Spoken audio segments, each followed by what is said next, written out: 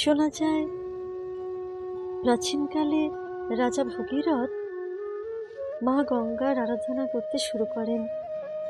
তিনি ভাবতেন, স্বর্গের নদী ছেড়ে মা গঙ্গা যদি এই পৃথিবীতে আসেন, তাহলে তার পরিবারের মৃত মানুষদের আত্মার অবশ্যই মুক্তি ঘটবে। হয়ও একদিন তার মনোবাঞ্ছা পূর্ণ হয়। মা গঙ্গা রাজার সেই প্রার্থনায় সন্তুষ্ট হন এবং তিনি এই পৃথিবীতে আসেন। যখন স্বর্গ ছেড়ে এই ধরায় তিনি একটু একটু করে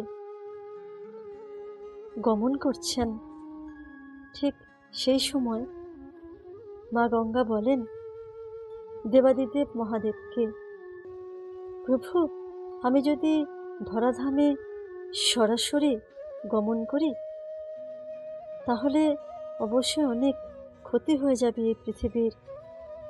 আমি কেমন করে এখানে আসব, আপনি বলে দিন।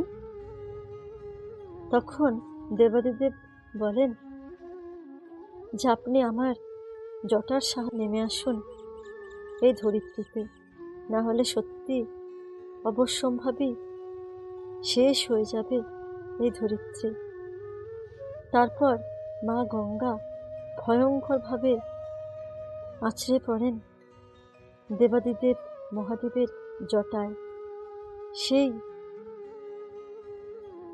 মা গঙ্গার আছড়ে পড়া রোধ করেছিলেন দেবাদিদেব মহাদেব তার জটার সাহায্যে। তা ছিল অতি দ্রুত আর অবশ্যম্ভাবী ক্ষতি হতে পারত যদি পৃথিবীতে তা সরাসরি গমন হতো। একটু একটু করে মা গঙ্গা দেবাদিদেবের জটা হতে ধীরে ধীরে বইতে থাকে আমাদের এই পৃথিবীতে। তারপর রাজা ভগীরথের মনোবাঞ্ছা পূর্ণ হয়।